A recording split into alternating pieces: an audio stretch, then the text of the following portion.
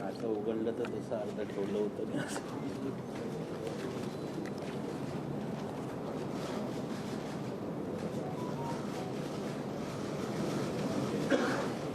याबरोबरच मुंबईसाठी एकूणच हे वर्ष विकासाच्या दृष्टीनं काळं वर्ष ठरलेलं आहे. मुंबईच्या अडचणी, मुंबईच्या समस्या सरकारवर वाढलेल्या आहेत.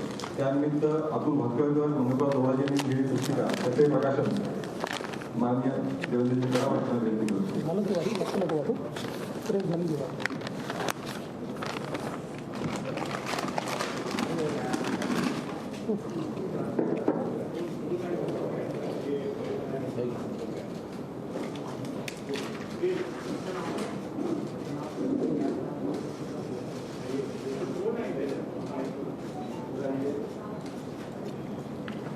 या प्रेस कॉन्फरन्ससाठी माननीय विरोधी पक्षनेते प्रवीण जे आहेत, बाकी सर्व मंगळपालजी आहेत, अतुल भातखळकर आहेत, ठाकूरजी आहेत. मी माननीय देवेंद्रजींना विनंती करतो की त्यांनी पत्रकार परिषदेला संबोधित करा.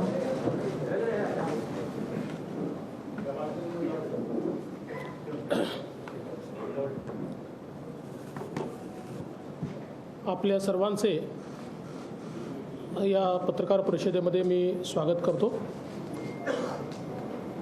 आज महात्मा ज्योतिबा फुले यांची पुण्यतिथी आहे. त्यांना मी विनम्र अभिवादन करतो. खरं तर श्री उद्धवजी ठाकरे यांच्या नेतृत्वातील महाआघाडी सरकारला 1 वर्ष पूर्ण झालं आणि त्यांच्या 1 वर्षाच्या कामाची कार्यपुस्तिका ही म्हणजे काल आलेले न्यायालयाचे 2 निर्णय आहेत. खरं म्हणजे श्री अर्णव गोस्वामी असतील किंवा कंगना रणावत असतील, यांच्या सगळ्या विचारांशी आम्ही सहमत नाही. परंतु लोकशाहीमध्ये सरकार विरोधी विचार मांडल्यानंतर ते चिरडून टाकू या वृत्तीशी आम्ही बिलकुलच सहमत नाही. आणि ज्या प्रकारची चपराक या सरकारला काल सर्वोच्च न्यायालयाने आणि उच्च न्यायालयाने या ठिकाणी दिली आहे, यानंतर तरी हे सरकार जागं होईल का, की आता सर्वोच्च न्यायालय आणि उच्च न्यायालयाला देखील तुम्ही महाराष्ट्र विरोधी ठरवणार आहात, हा सवाल आता विचारण्याची आवश्यकता आहे. महाराष्ट्रद्रोही असं उच्च न्यायालय आणि सर्वोच्च न्यायालयाला या सरकारने ठरवलं नाही म्हणजे फार चांगलं झालं असं आम्ही समजू. आज आपण बघू शकतो की श्री अर्णव गोस्वामी यांच्या प्रकरणात अतिशय हार्ड हिटिंग अशा प्रकारचा निर्णय हा सर्वोच्च न्यायालयाने दिला आहे. आणि त्यात सर्वोच्च न्यायालय म्हणतं, व्यक्ती स्वातंत्र्य ही संविधानातील अतिशय मौल्यवान बाब आहे. एखाद्या व्यक्तीची स्वतंत्रता ही एक दिवस जरी धोक्यात येत असेल तर ती अनेक दिवसांसाठी धोक्यात आली असे म्हणावे लागेल. यापुढचं महत्त्वाचं आहे, अर्णवला यासाठी लक्ष्य करण्यात आले की त्यांनी टीव्हीवर जी मते व्यक्त केली होती ती सरकारी यंत्रणेसाठी अडचणीची होती. फौजदारी कायदे हे कुठल्या व्यक्तीचा निवडून छळ करण्यासाठी शस्त्र म्हणून कधी वापरायचे नसतात. कायदा हा कुठल्याही व्यक्तीला लक्ष्य करण्यासाठी नसतो. या व्यतिरिक्त अनेक गोष्टी या ठिकाणी या निर्णयामध्ये दिलेल्या आहेत, ज्या सरकारच्या कृतीला आणि सरकारच्या डोळ्यामध्ये झणझणीत अंजन घालणाऱ्या अशा प्रकारच्या या सगळ्या बाबी या ठिकाणी आपल्याला पाहायला मिळत आहेत. दुसरं, कंगना रनौत यांचं जे प्रकरण आहे त्यामध्ये देखील महानगरपालिका आणि पर्यायाने राज्य सरकार आणि राज्य सरकारचे नेते यांच्यावर घणाघाती टीका ही या ठिकाणी करण्यात आली आहे. कंगनाच्या घराची तोडफोड करण्याची कृती ही अप्रामाणिक होती. त्यामागचा हेतू चांगला नव्हता. ही कारवाई सुनियोजित स्वरूपाची होती. तिचे ट्विट्स आणि वक्तव्य पाहून ती करण्यात आली. तिच्या घरात कारवाई करण्यात आलेली कारवाई ही अनधिकृत होती. तिला कोणताही कायदेशीर मार्ग वापरता येऊ नये हे सुनिश्चित करण्यात आले. मार्ग असा पत्करण्यात आला की तिच्याकडे कोणताही पर्याय राहू नये आणि जे काही आहे ते स्वीकारण्याशिवाय पर्याय असू नये. फेट अकम्प्ली असा शब्द वापरण्यात आला आहे. एखाद्या व्यक्तीच्या मूलभूत हक्कांचा सन्मान न करण्याचा प्रयत्न अशीच महापालिकेची कारवाई म्हणता येईल. कंगनाला नोटीस जारी करण्यापासून ते बांधकाम पाडण्यापर्यंत संपूर्ण कारवाई अप्रामाणिक आणि अशुद्ध हेतूने होती. म्हणूनच अतिक्रमण पाडण्याचा मुंबई महापालिकेचा आदेश आम्ही रद्द करीत आहोत. श्री संजय राऊत यांची वागणूक एखाद्या संसद सदस्याला शोभून दिसणारी नाही. 9 मार्चपर्यंत नुकसान किती झाले याची माहिती न्यायालयाला सादर करावी. त्यानुसार आम्ही नुकसान भरपाईचा आदेश पारित करू. म्हणजे आपण हे दोन्ही निर्णय जर बघितले तर अक्षरशः सरकारी तंत्राचा गैरवापर, आणि एवढंच नाही आहे, अनेक RTI कार्यकर्त्यांवर, अनेक जे सोशल मीडियावर ॲक्टिव्ह आहेत अशा लोकांवर सरकारच्या विरोधात बोलाल तर आम्ही तुम्हाला जेलमध्ये टाकू, ही जी दमनकारी नीती आहे ही यातनं स्पष्ट झाली आहे. आणि ती सर्वोच्च न्यायालय आणि उच्च न्यायालयाने देखील या ठिकाणी पूर्णपणे स्पष्ट केली आहे. आणि आमची तर मागणी आहे की आता हे स्पष्ट दोन्ही निकाल आल्यानंतर सरकार कोणावर कारवाई करणार आहे हे सरकारने स्पष्ट केलं पाहिजे. कोणावर कारवाई करणार आहे? गृहमंत्र्यांवर होणार की मुख्यमंत्री याच्याकरता माफी मागणार? अशा प्रकारची कारवाई झाल्याबद्दल ते तर मागणार नाहीत, आम्हाला माहिती आहे. की ज्या अधिकाऱ्यांनी नियमबाह्य जाऊन अशा प्रकारची कारवाई केली त्यांच्यावर कारवाई करणार हे देखील आता या ठिकाणी स्पष्ट झालं पाहिजे. खरं तर महाविकास आघाडीला 1 वर्ष पूर्ण झालं. या 1 वर्षामध्ये या सरकारची अचीवमेंट काहीच नाही. खरं तर 1 वर्षपूर्तीच्या निमित्ताने माननीय मुख्यमंत्र्यांनी सामनाला मुलाखत दिली. अपेक्षा अशी होती की वर्षपूर्तीच्या निमित्ताने मुलाखत असल्यामुळे 1 वर्षात आम्ही काय केलं, आमच्यासमोर काय अडचणी आल्या, आम्ही काय अचीव केलं, आता पुढची आमची दिशा काय आहे, कसा आम्ही विकास करणार आहोत, महाराष्ट्रातल्या दीन दलित गोरगरीब आदिवासी शेतकरी शेतमजूर महिला, महाराष्ट्रातली शहरं, महाराष्ट्रातला ग्रामीण भाग, या सगळ्यांच्याबद्दल आमचं विजन काय आहे, आम्हाला कुठे हा महाराष्ट्र न्यायचा आहे, काय नेमकं करायचं आहे, या संदर्भात माननीय मुख्यमंत्र्यांच्या मुलाखतीमध्ये काही दिशा मिळेल अशा प्रकारची अपेक्षा होती. परंतु दुर्दैवाने मुख्यमंत्र्यांची मुलाखत ही केवळ टीका टिप्पणीमध्ये केली. आणि आश्चर्य आहे, महाराष्ट्राच्या इतिहासात इतके धमकावणारे मुख्यमंत्री मी यापूर्वी पाहिले नव्हते. असं कधी होत नव्हतं. म्हणजे मुख्यमंत्री संयमी आहेत असं मी ऐकलं होतं आणि गेल्या 5 वर्षात अनुभवलं होतं. पण मग ते दसऱ्याचं भाषण असो की कालची मुलाखत असो, मुख्यमंत्र्याच्या खुर्चीवर बसणाऱ्या व्यक्तीला शोभणारं वक्तव्य हे त्यांनी केलेलं नाही. हे शोभणारं वक्तव्य नाही आहे. तुम्ही संवैधानिक पदावर बसले आहात, संविधानाची शपथ घेतली आहे, कोणाच्याही विरुद्ध राग किंवा द्वेषाच्या शिवाय मी कारवाई करीन हा शपथेचा भाग आहे.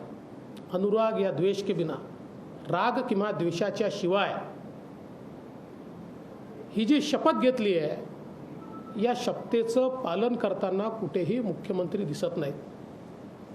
आणि कालच्या मुलाखतीमध्ये विकासावर चर्चा नाही आहे, महाराष्ट्र कुठल्या दिशेला जाईल याच्यावर चर्चा नाही आहे. याच्यामागे हात धुवून लागू, त्याच्यामागे पाय धुवून लागू, याची खिचडी करू, त्याचा खिमा बनवू, हे कुठले शब्द आहेत? म्हणजे असं आहे की अशा प्रकारचं भांडण हे नाक्यावर होतं, हे वर्षपूर्तीच्या निमित्ताने होत नाही. मुख्यमंत्र्यांनी एक गोष्ट लक्षात घेतली पाहिजे की अशा प्रकारे चिरडण्याची भाषा ही ज्यांनी ज्यांनी केली ते फार काळ टिकले नाहीत. आणि ह्या देशात तर लोकशाही आहे. लोकशाहीची मूल्य, एक बरं झालं की त्यांची मुलाखत एक दिवस आधीच झाली होती. कालच्या जे काही निर्णय आले आहेत त्या निर्णयानंतर जर ही मुलाखत झाली असती तर कदाचित कंटेम्प्ट ऑफ कोर्टच झाला असता.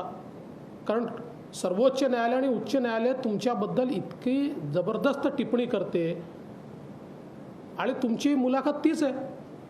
त्यामुळे मला असं वाटतं, मी ही कुठल्याही मुख्यमंत्र्याची मुलाखत मानत नाही आणि त्यामुळे त्याला उत्तर देणं किंवा त्याच्यावर टिप्पणी करणं हे देखील मला असं वाटतं की योग्य नाही आहे.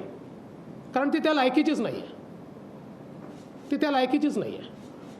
माझी अपेक्षा आहे असं आहे की तुम्हाला, ते म्हणतात ना 5 वर्ष राज्य चालवणार आहे, जरूर चालवा, 5 वर्ष नक्की तुम्ही चालवा, काही आमची हरकत नाही आहे. पण या 5 वर्षात नुसत्या धमक्या देऊ नका, गव्हर्नन्स दाखवा ना. 1 वर्ष तर तुमचं गेलं, गव्हर्नन्स कुठे आहे? वेर इज गव्हर्नन्स? या 1 वर्षात गव्हर्नन्स हा कुठेही पाहायला मिळालेला नाही. खरं तर हे सरकार जे आलं तेच मुळात विश्वासघातातनं आलं, विश्वासघातातनं. आणि तो आमचा सोडून द्या, आम्ही फार छोटे लोक आहोत. जनतेचा विश्वासघात करून हे सरकार आलं आहे, जनतेचा विश्वासघात. कारण तुम्ही एका पक्षासोबत युती करून मतं मागता, मोदीजींच्या नावाने मतं मागता, मोदीजींचा चेहरा समोर ठेवून त्या ठिकाणी मतं मिळवता आणि त्यानंतर विरोधकांची हातमिळवणी करता. आणि म्हणून हे सरकार विश्वासघातातून आलेलं सरकार आहे. आणि आल्यानंतर गेल्या 1 वर्षातली उपलब्धी काय आहे? 1 वर्षातली उपलब्धी यांची केवळ स्थगिती आहे. वेगवेगळ्या विकास कामांना स्थगिती देणं याच्या व्यतिरिक्त दाखवण्यासारखं या सरकारमध्ये काही नाही आहे. आणि आमचं स्पष्ट मत आहे, आरे कारशेड या संदर्भात तर मुंबई भाजपा यातलं सत्य हे मुंबईतल्या प्रत्येक व्यक्तीपर्यंत पोहोचवणार आहे. काही अधिकारी आपल्या फायद्याकरता मुख्यमंत्र्यांचा इगो मसाज करतायत आणि मुख्यमंत्र्यांची दिशाभूल करतायत. आणि त्यातनं आरे कारशेडसारखे निर्णय जे मुंबई विरोधी निर्णय आहेत, मुंबईच्या सामान्य माणसाच्या विरोधातले निर्णय आहेत आणि सर्वोच्च न्यायालयाने दिलेल्या निर्णयाच्या विरोधातले निर्णय आहेत. त्यामुळे या संदर्भात मुंबईतल्या प्रत्येक व्यक्तीपर्यंत याचं सत्य हे आम्ही एका छोट्याशा पुस्तिकेच्या माध्यमातून पाठवणार आहोत. आणि या सरकारने कसं मुंबईकरांना या ठिकाणी मेट्रोपासून दूर ठेवलं ते देखील आम्ही सांगणार आहोत. आता आपण बघा, या ठिकाणी जलयुक्त शिवार स्थगित, सरपंचाची थेट निवडणूक स्थगित, बाजार समित्यांमध्ये शेतकऱ्यांचा मतदानाचा अधिकार स्थगित, शिक्षकांच्या ऑनलाईन बद्द्या स्थगित, सारथी बंद, आरे कारशेड मी सांगितलं. यादी इतकी मोठी आहे, माझ्याकडे 2 पानाची यादी आहे. की ज्याच्यावर निव्वळ स्थगिती या सरकारने दिलेली आहे. आणि दुसरीकडे कोरोनाच्या काळामध्ये कोरोनाच्या हाताळणीमध्ये हे सरकार सपशेल अपयशी झालं आहे. ही तर खरोखर मी असंच म्हणतो की ईश्वराचे आशीर्वादच म्हणावेत की दुसरी वेव ही देशात आणि महाराष्ट्रात काही भागातच दिसते आहे, ती अजून महाराष्ट्रात दिसत नाही आणि ती येऊ नये अशीच आपली इच्छा आहे. पण हे सांगतात की आम्ही महाराष्ट्रात कोरोना थोपवला. देशामध्ये एकूण मृत्यू झाले 1,34,000, त्यातले 46,000 मृत्यू तुमच्याकडे आणि कोरोना थोपवला.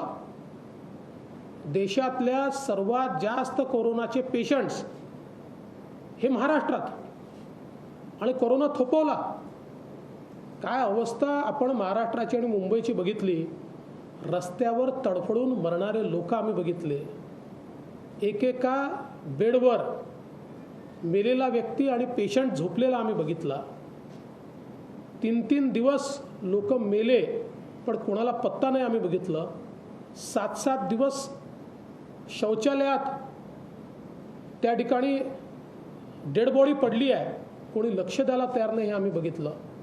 कोणाची बॉडी कोणाकडे गेली हे माहिती नाही हे आम्ही या ठिकाणी बघितलं. किती किती किती व्यथा आम्ही या कोरोनाच्या काळात बघितल्या. कुठेही सरकारचं नियंत्रण कोरोनात आम्हाला पाहायला मिळालं नाही. आजही बघा चाचण्यांच्या संदर्भात आज आम्ही पुन्हा चाचण्या कमी करून टाकल्यात. कशा करता? आम्हाला आकड्यांशी लढायचं आहे की कोरोनाशी लढायचं आहे? आणि सुरुवातीपासून ही स्ट्रॅटेजी राहिली आहे. मी तर या संदर्भात वारंवार, मी आज बोलतो असं नाही, वारंवार केवळ बोललो नाही, या संदर्भातली सगळी माहिती ही मी मुख्यमंत्र्यांपर्यंत पाठवली. ठीक आहे, माझ्या एकाही पत्राला त्यांनी उत्तर दिलं नाही, पण किमान त्याच्यावर जर कारवाई केली असती तरी देखील आम्ही त्यांना धन्यवाद दिले असते. पण कुठली कारवाई होताना दिसत नाही. आणि म्हणून कोरोनाच्या काळात आम्ही काम केलं असं म्हणून पाठ थुकटून घेऊ नका. एक निश्चित आहे, कोरोनाच्या काळात प्रचंड मोठा भ्रष्टाचार हा मात्र झाला आहे आणि तो भ्रष्टाचार आम्ही उघड करणार आहोत. अक्षरशः कोरोनाच्या नावाने जी काही लूट या ठिकाणी झाली आहे ती आम्ही निश्चितपणे समोर आणणार आहोत. आज आपण बघा, राज्यामध्ये गेल्या वर्षभरात शेतकऱ्यांसमोर प्रचंड प्रश्न आले. विदर्भामध्ये पूर आला, कोकणामध्ये निसर्ग चक्रीवादळ आलं, पश्चिम महाराष्ट्रामध्ये, मराठवाड्यात आणि उत्तर महाराष्ट्रात अतिवृष्टी झाली. महाराष्ट्रातल्या कानाकोपऱ्यातला शेतकरी पूर्ण उद्ध्वस्त झाला. वचनपूर्ती मुख्यमंत्री पदाकरता न दिलेलं वचन लक्षात आहे, पण शेतकऱ्याला आपण स्वतः बांधावर जाऊन दिलेलं वचन मात्र हे विसरले. 50,000 देऊ, 25,000 देऊ, दिलं होतं ना वचन. मुख्यमंत्री पदाचं वचन आम्हाला दिलं होतं हे रोज सांगितलं जातं, पण तुम्ही शेतकऱ्याला दिलेल्या वचनाचं काय याचं उत्तर कोण देणार? आणि ते सोडून द्या, आजही तुम्ही जाहीर केलेली मदत देखील, तोकडी मदत देखील शेतकऱ्याला मिळालेली नाही. मी आत्ता पुन्हा जवळजवळ अर्ध्या महाराष्ट्राचा दौरा करून आलो. या पदवीधर मतदारसंघाच्या निवडणुकीच्या आणि इतर अनुषंगाने विदर्भापासनं, मराठवाड्यापासनं तर पश्चिम महाराष्ट्रापर्यंत सगळा दौरा मी केला आणि सगळीकडे एकच प्रश्न मी विचारत होतो, मदत मिळाली का? कुठेही मदत मिळालेली नाही, कुठेही नाही. आणि आज ज्या प्रकारे म्हणजे एकीकडे शेतकऱ्याला मदत नाही, दुसरीकडे जे उगवलं, आता बोंडअळीमुळे कापूस गेलाय, अतिवृष्टीनंतर खोडकिडीमुळे सोयाबीन गेलाय, याच्याकडे मात्र सपशेल दुर्लक्ष आहे. याचा तर पंचनामाही नाही आहे. म्हणजे पावसानंतर हे जे काही कापूस आणि सोयाबीन गेलाय त्याचा पंचनामाही नाही आहे. आमची मागणी आहे, धानाच्या शेतकऱ्याला बोनसची घोषणा आली, आम्ही स्वागत करतो, आम्हाला आनंद आहे. पण त्याचवेळी हा जो कापसाचा शेतकरी आहे, सोयाबीनचा शेतकरी आहे, ज्याला अक्षरशः आज रस्त्यावर येण्याची त्याची परिस्थिती झाली आहे, त्यालाही तात्काळ सरकारने बोनस घोषित केला पाहिजे, मदत घोषित केली पाहिजे आणि त्याला सावरलं पाहिजे. एवढंच नाही, माननीय मुख्यमंत्र्यांनी घोषणा केली पिकेल ते विकेल. जे पिकलंच नाही, पण जे पिकलं तेही विकायची व्यवस्था नाही आहे. म्हणजे जो कापूस राहिला त्याच्या खरेदीची व्यवस्था नाही आहे, सोयाबीनच्या खरेदीची व्यवस्था नाही आहे. मागच्याही खरीप आणि रबीची खरेदी हे सरकार करू शकलं नाही. आताही कुठलीही खरेदीची व्यवस्था या सरकारने केलेली नाही. आणि जे कोरोनाच्या काळात छोटे छोटे घटक आहेत, 12 बलुतेदार आहेत, फुटपाथ दुकानदार आहेत, ऑटो रिक्षा टॅक्सीवाले आहेत, वेगवेगळे कामं करणारे आहेत, या कोणाही करता एका नव्या पैशाचं पॅकेज या सरकारने दिलेलं नाही, कोणालाही मदत केली नाही. कोरोनाच्या काळात या सरकारच्या वतीनं कोणालाही कुठलीही मदत झाल्याचं आपल्याला पाहायला मिळालं आहे. मराठा आरक्षणाच्या संदर्भात या सरकारने अभूतपूर्व घोळ घातला आहे. केवळ 2 आरक्षणं उच्च न्यायालयात टिकली. अनेक राज्यांनी आरक्षणं दिली, पण ती सगळी उच्च न्यायालयामध्ये त्या ठिकाणी आरक्षणं स्थगित झाली. 2च आरक्षण, एक तमिळनाडूचं आणि दुसरं महाराष्ट्रातलं, की ज्याला उच्च न्यायालयाने वैध ठरवलं. उच्च न्यायालयातनं तमिळनाडूचं आरक्षण हे सर्वोच्च न्यायालयात गेलं. त्या ठिकाणी त्यांनी ते घटनापीठाकडे पाठवलं, कुठली स्थगिती दिली नाही. महाराष्ट्राचं आरक्षण मात्र घटनापीठाकडे पाठवताना त्याच्यावर स्थगिती देण्यात आली. आणि पहिल्या दिवशीपासून, म्हणजे ज्यावेळेस त्या ठिकाणी सर्वोच्च न्यायालयात केस गेली, पहिल्याच दिवशी यांचे वकील सांगतात आमच्याकडे कुठली माहिती आलेली नाही, त्यामुळे आम्ही आर्ग्युमेंट करू शकत नाही. कुठलाही समन्वय आम्हाला पाहायला मिळाला नाही. आजही आपण बघितलं, प्रवेशाचे इतके घोळ झाले. स्थगिती काढण्याकरता या सरकारनं माहिती असून हे तत्व आहे की ज्यांनी स्थगिती देऊन ज्या पीठाने घटनापीठाकडे पाठवण्याचा निर्णय केला आहे त्यांच्यापुढे स्थगिती उचलण्याकरता जाता येत नाही, त्यांना तो अधिकार नाही. हे माहिती असताना त्यांच्यापुढेच अर्ज केला, 1 महिना वाट पाहिली आणि मग लागण्याच्या 1 दिवस आधी यांनी स्टेटमेंट केलं की यांच्यापुढे आम्हाला मंजूर नाही. अरे मंजूर नाही का, त्यांना अधिकारच नाही आहे. आणि आताही घटनापीठाच्या संदर्भात कुठेही सरकार गंभीर दिसत नाही, कुठलाही सरकारचा प्रयत्न दिसत नाही, केवळ वेळ काढू धोरण आहे. आणि दुर्दैवाने पुन्हा सांगतो, आम्ही तर ज्यावेळेस मराठा आरक्षणाचा कायदा केला त्या कायद्यात आम्ही ओबीसी आरक्षणाला कायदेशीर संरक्षण दिलं आहे. त्यामुळे या राज्यामध्ये ओबीसी आरक्षणाला राज्याच्या विधानसभेने त्या कायद्याच्या माध्यमातून पूर्णपणे संरक्षण दिलं आहे.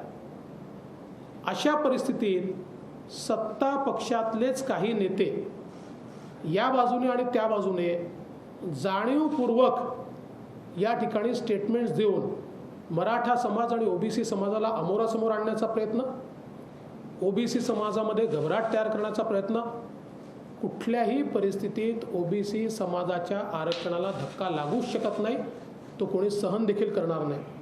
पण सत्ता पक्षातनं हे होत आहे याचा अर्थ नेमका काय आहे? आपल्या ज्या असफलता आहे, आपले जे फेलियर्स आहेत हे लपवण्याकरता अशा प्रकारची नीती करणं हे योग्य नाही आहे. यातनं महाराष्ट्रात समाज एकमेकाच्या समोर येत आहेत आणि महाराष्ट्रामध्ये त्यातनं अतिशय चुकीची अशा प्रकारची परिस्थिती आपल्याला या ठिकाणी पाहायला मिळत आहे. खरं तर एकूणच विषय अनेक आहेत, पण मी त्या विषयांच्या संदर्भात फार काही बोलणार नाही. मला असं वाटतं 1 वर्षामध्ये हे सरकार सपशेल विफल झालेलं आहे, सपशेल अपयशी झालेलं आहे. कुठल्याही घटकाचं ते समाधान करू शकलेलं नाही. सरकारच्या 3 पक्षांमध्ये कुठलाही समन्वय नाही. विजेच्या प्रश्नावर जे घुमजाव या ठिकाणी केलं तर ऐतिहासिक घुमजाव आहे. आणि त्याहीपेक्षा मजेदार असं आहे, काँग्रेस पक्षाच्या अंतर्गत अशोक चव्हाण म्हणतात नितीन राऊतांनी चर्चा केली नव्हती. बाळासाहेब थोरात म्हणतात चर्चा केली होती. मग कोणीतरी सांगतं की अजितदादांनीच सांगितलं होतं. नितीन राऊतांनी सांगितलं, अजितदादांनी सांगितलं तर घोषणा करा. अजितदादा म्हणतात मला माहीत नाही. आणि मुख्यमंत्री म्हणतात तुम्हाला जे निर्णय घ्यायचे ते तुम्ही घ्या, तुमचं कुटुंब तुमची जबाबदारी, त्यामुळे तुम्ही जे निर्णय घ्यायचे ते तुम्ही घ्या. त्यामुळे एकूणच सरकारमध्ये समन्वय नाही आहे. आणि ज्या प्रकारे बदल्यांचे दलाल आज फिरतायत आणि जी अवस्था आम्हाला पाहायला मिळते आहे अशी तर महाराष्ट्रात पूर्वीच्या 15 वर्षाच्या काँग्रेस राष्ट्रवादीच्या सरकारमध्येही नाही बघितली. इतकी वाईट अवस्था आज या ठिकाणी पाहायला मिळते आहे. आणि बदल्यांच्या व्यतिरिक्त कुठलाच कारभार या सरकारमध्ये होताना दिसत नाही आहे. आणि म्हणून या 1 वर्षाच्या निमित्ताने अपयशी ठरलेल्या या सरकारला आणि त्याचे मुख्य जे आहे माननीय मुख्यमंत्री यांना मी एवढंच सांगेन की मुख्यमंत्र्यांसारखे वागा. संयम हा तुमच्या बोलण्यात आणि कृतीत दोन्ही ठिकाणी दिसला पाहिजे. आणि पुन्हा एकदा सांगतो, हे जे 2 निर्णय आले आहेत म्हणजे स्पष्ट सांगतो आमची काही राष्ट्रपती राजवटीची मागणी बिलकुल नाही, पण कॉन्स्टिट्यूशनल मशिनरी ब्रेकडाऊनचं या 2 निर्णयाशिवाय वेगळं उदाहरण काय हवं आहे. हे 2 निर्णयच कॉन्स्टिट्यूशनल मशिनरी ब्रेकडाऊन आणि ॲब्यूज ऑफ पॉवर याचं ज्वलंत उदाहरण आहे. पण आम्ही एक सक्षम विरोधी पक्ष आहोत. विरोधी पक्षामध्ये आम्हाला जी भूमिका दिली आहे त्या भूमिकेचं आम्ही नीट पालन करू आणि महाराष्ट्रातल्या जनतेला न्याय मिळवून देण्याकरता आम्ही निश्चितपणे या ठिकाणी आवश्यकता असेल तेव्हा रस्त्यावर उतरू. आमच्या कितीही तक्रारी माननीय मुख्यमंत्र्यांनी पंतप्रधान महोदयांकडे केल्या तरी देखील आम्ही जनतेला उत्तरदायी आहोत. त्यामुळे रस्त्यावर उतरावंच लागेल. तुमचा नाकर्तेपणा आहे म्हणून आम्हाला उतरावं लागतं. दोन प्रश्न आहेत. ईडीच्या मार्फत संपवलं जात आहे म्हणजे कधी नव्हे ते कुटुंबापर्यंत पोहोचलं अशा पद्धतीचा आरोप केला आपण. आणि जे काही अतिवृष्टी आता पाऊस झाला 3 वेळा निवेदन पाठवून सुद्धा अजून केंद्राचं पत्र झालं नाहीये. केंद्राने अजून मदत दिली नाही, यावर आपण काय बोलणार? माझी आपल्याला विनंती आहे की पत्रकारांनी देखील पूर्ण माहिती घेऊन त्या ठिकाणी प्रश्न म्हणजे माझा तुमच्यावर काही रोष नाही आहे, पण सरकारच्या वतीनं जे सांगितलं होतं ते सत्य नाही आहे. सरकारच्या वतीनं हे पत्र पाठवतात, पत्र नाही पाठवावं लागत, मेमोरँडम जावं लागतं. आणि मेमोरँडम गेल्यानंतर तुम्हाला त्या ठिकाणी मदत मिळते. त्यामुळे इथे ज्या मंत्र्याच्या मनात येईल तो ते बोलतो आणि दुर्दैवाने तेच दाखवलं जातं. कोणी क्रॉस क्वेश्चन विचारत नाही, दाखवा तुमचं मेमोरँडम कितीचं गेलं आहे, ते कधी गेलं आहे, ते कसं तुम्ही पाठवलं, याबद्दल कधी कोणी विचारत नाही. केंद्र सरकार निश्चितपणे मदत करेल. आणि मी सांगितलं, मी यापूर्वी आकडेवारी दिली की काँग्रेस राष्ट्रवादीच्या UPAच्या काळामध्ये महाराष्ट्राला किती मदत मिळाली नॅचरल कॅलॅमिटीमध्ये आणि 5 वर्षात मोदी सरकारच्या काळात किती मिळाली याची आकडेवारीच मी दिली आहे. त्या काळाच्या दुप्पट आहे. आणि आताही जेव्हा जेव्हा महाराष्ट्र अडचणीत येईल, परंतु सगळं माहिती असताना केंद्र सरकार कशी मदत करते, केंद्र सरकार किती मदत, त्यावेळेस तर माननीय पवारसाहेब होते ना त्या कमिटीमध्ये, तरी तेवढीच मदत मिळत होती. त्यावेळेस काय भरमसाठ मदत आपण मागितली तेवढी मदत 17,000 कोटी मागितले होते यांनी, 1,000 कोटी मिळाले नव्हते. म्हणून मला असं वाटतं की हा सगळा इतिहास, केंद्राची पद्धत, केंद्र सरकार निश्चितपणे या संदर्भात पूर्ण मदत करेल. ईडीचा जो प्रश्न आहे, ईडीच्या संदर्भात ईडी आपली कारवाई करतं, ती एजन्सी आहे, त्यांच्याकडे पुरावे आहेत, त्या पुराव्याच्या आधारावर ते कारवाई करतील. आणि पुरावे नसताना कारवाई केली तर जसं कोर्टाने इथे ठोकलं तसं तिथेही ठोकेल या ठिकाणी. त्यामुळे मला असं वाटतं की या संदर्भात कांगावा करण्याचं काही कारण नाही आहे. आणि घरच्यांच्या संदर्भात जो काही विषय मांडला जातो आहे, आम्ही कधीही कोणाच्या घरच्यांवर हल्ला करत नाही, आम्ही कधी टीका केली नाही, आम्ही संयम बाळगतो. आता जर त्याच्या संदर्भात बोलायचं झालं तर सर्वात मोठा विक्टिम तर मी आहे. माझ्या पत्नीच्या संदर्भात अधिकृत शिवसेनेचे नेते अधिकृत काय बोलतात, काय लिहितात, ट्विटरवर काय टाकतात हे आपण सगळ्यांनी बघितलं आहे. पण मी कांगावा नाही करत त्याचा. मी राजकारणात आहे, मी उत्तराला उत्तर देईल. यापूर्वीच्या सगळ्या निवडणुका महाविकास आघाडी एकत्र झाले असं मुख्यमंत्री सांगतात. त्या एकत्रित शक्तीला भाजप कशी समजते? ते कितीही एकत्र आले तरी शेवटी जनतेला या ठिकाणी त्यांचं सरकार कसं चाललं आहे हे जनतेने बघितलेलं आहे. त्यामुळे राजकारणामध्ये 1 आणि 1 2च होतात असं नाही आहे. राजकारणात 1 आणि 1 0 देखील होतं, 1 आणि 1 11ही होतं. त्यामुळे हे किती एकत्रित आले, एक तर मनाने एकत्रित येऊ शकत नाही, यांचं पक्षाच्या अंतर्गतच एकत्रित येऊ शकत नाही. आता तुम्ही बघा, पुणे शिक्षक मतदारसंघ हा काँग्रेसकडे गेला, अख्खी राष्ट्रवादी जुन्या उमेदवाराच्या पाठीशी आहे.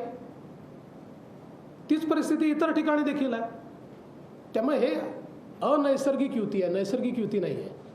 त्यामुळे एकत्रित येऊ शकत नाही. पण आम्हाला एका गोष्टीचा आनंद आहे की भारतीय जनता पक्षाची दहशत यांच्या मनात आता इतकी तयार झाली की हे लोकल बॉडीच्या निवडणुका देखील एकत्रित लढण्याच्या गोष्टी करून राहिले.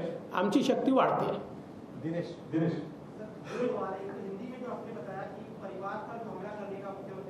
मैं हिंदी में वापस बोलूँगा, पूरा बोल देता हूँ. ऋतिक सर, कॉन्स्टिट्युशनल ब्रेकडाऊनचा आपण उल्लेख केला. जर राष्ट्रपती राजवट या राज्यावरती लागू झाली तर त्याची झळ सर्वसामान्य जनतेला सोसावी लागते. तुम्ही माझं वाक्य ऐकलं नाही.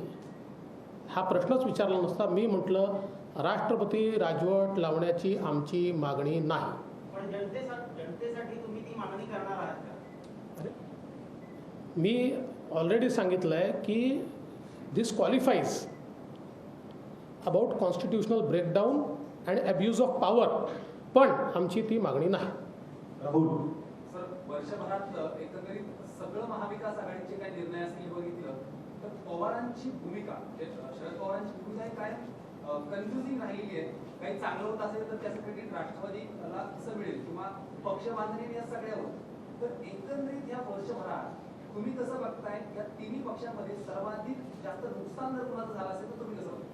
नुकसान कोणाचं झालं हे त्यांनी ठरवायचं आहे. राजकीय पण सगळ्यात जास्त नुकसान या 3 पक्षाच्या कारभारामध्ये महाराष्ट्राचं झालं आहे, महाराष्ट्राच्या जनतेचं झालं आहे. आणि पवारसाहेब हे अत्यंत मातब्बर नेते आहेत. या संपूर्ण 3 पक्षीय युतीचा उपयोग आपला पक्ष वाढवण्याकरता कसा करायचा हे त्यांना नीट माहिती आहे. त्यामुळे ते योग्य तो उपयोग करतायत. मला वाटतं सगळे प्रश्न झालेत. एक फक्त कोण सर, कोविड की जो आपने बात की तो आपने ऐसे कुछ सजेशन दिए थे कि गवर्नमेंट को, क्योंकि एज अ रिस्पॉन्सिबल ऑपोजिशन, क्या आपने ऐसे सजेशन दिए थे कि आपने अलग क्या किया होता, या फिर जैसे आपने बोला कि कोविड के टाइम पे पूरा ही फेल हो गया गवर्नमेंट, तो ऐसा क्या अलग कर सकते थे, या आपने ऐसे क्या सजेशन दिए? देखिए, मैंने उस वक्त जो आवश्यक थे मैंने केवल कोविड के ऊपर 100 से ज़्यादा सजेशन दिए, पत्र दिए हैं 100 से ज़्यादा. जैसे जब रेट ऑफ इन्फेक्शन 19% था उस समय मैं लगातार ये कह रहा था कि इसका मतलब there is not enough testing, आप ज़्यादा टेस्टिंग कीजिए. ये मैं बार बार बता रहा था, लेकिन सरकार आंकड़ों से जूझ रही थी. ऐसे कई मेरे पत्र पब्लिक डोमेन में है, मैंने सारे ट्वीट किए हुए हैं, आप देख सकते हैं. इसीलिए मैंने कहा कि जो करना चाहिए वो सरकार ने नहीं किया. मध्यंतरी पुस्तक प्रकाशनाच्या वेळी उल्लेख झाला होता की मराठा महिला मुख्यमंत्री व्हायला आवडेल किंवा बघायला आवडेल असं तुमच्या पक्षाच्या एका नेत्यांनी केलं, तर आपण कसं बघताय? आमच्या पक्षाचे नेते आशिष शेलार हे पुस्तक प्रकाशनाच्या वेळेस जे बोलले ते कुठल्या कॉन्टेक्स्टमध्ये बोलले हे त्यांनी दुसऱ्या दिवशी पुण्याच्या पत्रकार परिषदेमध्ये अतिशय स्पष्ट सांगितलेलं आहे. आमच्या पक्षात कोणाच्या मनात कन्फ्युजन नाही आहे, काळजी करू नका. सर, आपने कहा कि कंगना रनौत वाले मैटर में कोर्ट ने लगता है कि महाराष्ट्र राष्ट्र लाइन बहुत बढ़ेगी और किस तरीके से उन्होंने कांग्रेस पावर का यूज किया। देखिए, कुल मिलाकर दोनों, मतलब सुप्रीम कोर्ट का जजमेंट और हाई कोर्ट का जजमेंट, ये दोनों हम देखें तो क्वालिफाई करता है एब्यूज़ ऑफ पावर, और एक प्रकार से क्वालिफाई भी करता है कि कॉन्स्टिट्यूशनल मशीनरी का ब्रेकडाउन है। जिस प्रकार से दोनों जजमेंट्स में बात कही गई है, लेकिन बावजूद इसके हमारी ऐसी मांग नहीं है कि यहाँ पर राष्ट्रपति शासन लगाया जाए। मुख्यमंत्री ने जिस तरह से धमकियां दी है उसका आप विरोध करें, आपने कहा कि आपके परिवार को व्यक्तिगत तौर पर टारगेट किया गया। अगर शिवसेना के नेता अगर इतनी निचली स्तर पर जाते हैं तो क्या बीजेपी के नेताओं को भी किसी परिवार के सदस्य को टारगेट करना चाहिए? दूसरा सवाल है, लव जिहाद का मुद्दा बीजेपी ने महाराष्ट्र में उठाया, उन्होंने कहा कि गोवंश हत्या को लेकर पूरे देश में लागू की जाए, क्या आप उसका समर्थन करते हैं? देखिए, पहली बात तो यह है कि भारतीय जनता पार्टी ये मानती है कि व्यक्तिगत रूप से किसी के भी परिवार को टारगेट नहीं किया जाना चाहिए, लेकिन परिवार से अगर कोई राजनीति में है तो उसके ऊपर राजनीतिक प्रश्न तो उठाए जाएंगे, व्यक्तिगत प्रश्न नहीं उठाए जा सकते। लेकिन परिवार के जो लोग राजनीति में नहीं है, साधारणतः अगर वो कोई बहुत क्रिमिनल एक्ट करते तो अलग बात है, अदरवाइज उनको टारगेट करना ये बिल्कुल गलत है और ऐसा हमारे यहाँ कभी होता नहीं है। दूसरा, गो हत्या बंदी कानून ये जो महाराष्ट्र में हमने भी बनाया, देखिए directive principles of state policy में संविधान में ये कहा गया है कि राज्य गो हत्या का कानून बनाएंगे। ये राज्य की जिम्मेदारी है, जिन राज्यों को लगता है उन राज्यों ने उसको बनाया है।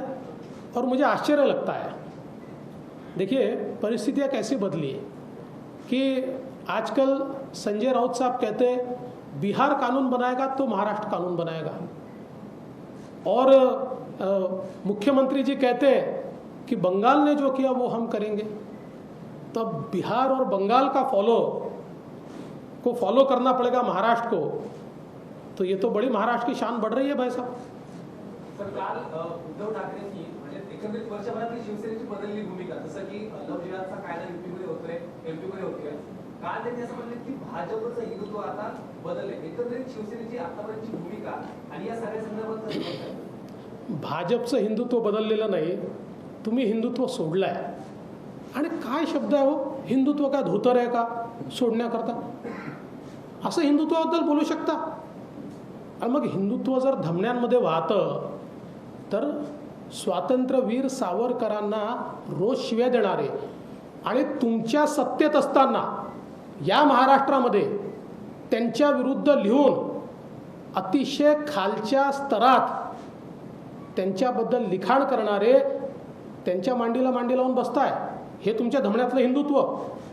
गुपकर सोबत जी काँग्रेस गेली त्या ठिकाणी काय त्यांचा अजेंडा आहे? चीनच्या मदतीने आम्ही पुन्हा एकदा भारतामध्ये 370 काश्मीरला लागू करू आणि भारताचा तिरंगा झेंडा लागू देणार नाही, काश्मीरचा झेंडा लागला पाहिजे, हा ज्यांचा अजेंडा आहे त्यांच्यासोबत मांडीला मांडी लावून बसताय, आम्हाला हिंदुत्व शिकवता। कसलं हिंदुत्व आहे तुमचं? हिंदुत्व तुम्ही सोडलाय। सर, एक फ्यूचर कभी ऑप्शन रहा या आप कभी ऐसा कुछ सोच सकते कि एनसीपी या शिवसेना के साथ सरकार बना सकते हैं? राजनीति में ऐसे ऑप्शंस पे विचार नहीं किया जाता। सर, आपने सामना वाले इंटरव्यू में बोल दिए, सामना वाले जिस तरीके से आपने कहा है कि देखिए, इस सरकार को 1 साल पूरा हुआ और 1 साल की इस सरकार की उपलब्धि अगर कुछ होगी तो हमारी सरकार ने शुरू किए हुए कामों को स्टे देना। इसके सिवाय इस सरकार ने 1 साल में कोई काम नहीं किया। आज किसानों के ऊपर बहुत बड़ा संकट है। पूरे महाराष्ट्र में कहीं पर चक्रवात के कारण, कहीं पर असमय बारिश के कारण, कहीं पर बाढ़ के कारण किसानों की फसल पूरे तरीके से ख़त्म हो गई। जो मुख्यमंत्री जी कहते थे हमको मुख्यमंत्री बनाने का वचन दिया, वो वचन तो उनको याद रहा, लेकिन उन्होंने किसानों तक जाकर जो वचन दिया था कि आपको 50,000 रुपये और 25,000 रुपये हेक्टेयर हम मदद करेंगे, वो वचन मुख्यमंत्री भूल गए और किसानों को हाशिए पे छोड़ दिया गया, ये परिस्थिति 1 साल में महाराष्ट्र की हमको दिखाई पड़ती है। और एक अघोषित आपातकाल महाराष्ट्र में दिखाई पड़ता है। जिस प्रकार से कल 2 जजमेंट्स ये हमने देखे, सुप्रीम कोर्ट का जजमेंट अर्णब गोस्वामी के मामले में और हाई कोर्ट का जजमेंट कंगना रनावत के मामले में, भले ही हम भी इन दोनों व्यक्तियों के सारे स्टेटमेंट्स का समर्थन नहीं करते, लेकिन जिस प्रकार से लोकतंत्र को समाप्त करके इनको टारगेट किया गया, इसका समर्थन नहीं किया जा सकता। हम इसकी भर्त्सना करते हैं और सुप्रीम कोर्ट ने आईना दिखाया है सरकार को। जिस प्रकार से अर्णब गोस्वामी इनके केस में सुप्रीम कोर्ट कहता है चूंकि उन्होंने सरकार के विरोध में भूमिका ली इसलिए उनको टारगेट किया गया, और कुल अगर आप पूरा जजमेंट पढ़े तो मुझे लगता है इस सरकार को चुल्लू भर पानी में डूब मरना चाहिए। इस प्रकार से सरकार को और सरकार के कामों को, या जिस प्रकार से इसको हैंडल किया गया, इसके ऊपर टिप्पणी इसमें की गई है। इतना ही नहीं, कंगना रनावत का जो घर तोड़ा गया उसके भी संदर्भ में बिल्कुल सिलसिलेवार हाईकोर्ट ने कैसे कैसे घटनाएं घटी और कैसे केवल कंगना ने सरकार के खिलाफ ट्वीट किए या भूमिका ली या वो बोली, इसके लिए उनका घर तोड़ा गया। घर तोड़ना कैसे इल्लीगल था, कैसे जानबूझकर उनको किसी कोर्ट में जाने का अवसर न मिले, इस प्रकार से इस घर को तोड़ा गया। ऐसी सारी चीज़ें सिलसिलेवार लिखी है। और साथ साथ शिवसेना के नेता श्री संजय राउत, इनके बारे में भी टिप्पणी इसमें की गई है कि एक सांसद होते हुए इस प्रकार का उनका व्यवहार अशोभनीय है। और महानगर पालिका ने जिस प्रकार से बिल्कुल विंडिक्टिव कार्रवाई की, उसके ऊपर भी इसमें बहुत कड़े शब्दों में प्रहार किया गया है। तो मुझे लगता है कि 1 साल में इस सरकार का व्यवहार और बर्ताव, इसका कच्चा चिट्ठा या इसका एक जो हम कह सकते हैं इसका एक किताब, केवल ये 2 जजमेंट से हमारे सामने आता है। और इतना ही नहीं, तो अलग अलग प्रेस के लोगों पर, मेरे पास तो लिस्ट है कितने पत्रकारों के ऊपर कार्रवाई की गई, इसकी लिस्ट मेरे पास है, कितने सोशल मीडिया एक्टिविस्ट के ऊपर कार्रवाई की गई। तो एक अघोषित आपातकाल, सरकार के खिलाफ बोलोगे तो जेल में जाना पड़ेगा। और मुझे ऐसा लगता है कि लोकतंत्र की हत्या एक प्रकार से इस सरकार के माध्यम से की गई। सबसे महत्वपूर्ण बात यह है कि 1 साल पूरा होने पर माननीय मुख्यमंत्री उद्धव ठाकरे जी ने एक सामना को इंटरव्यू दिया। हम ये अपेक्षा करते थे कि पिछले 1 सालों में हमारे सामने क्या चुनौतियाँ आई, उन चुनौतियों को हमने कैसे पूरा किया, 1 साल की हमारे अचीवमेंट क्या है और आने वाले 4 साल का हमारा रोड मैप क्या है, किस प्रकार से महाराष्ट्र को हम विकास की ओर ले जाना चाहते हैं।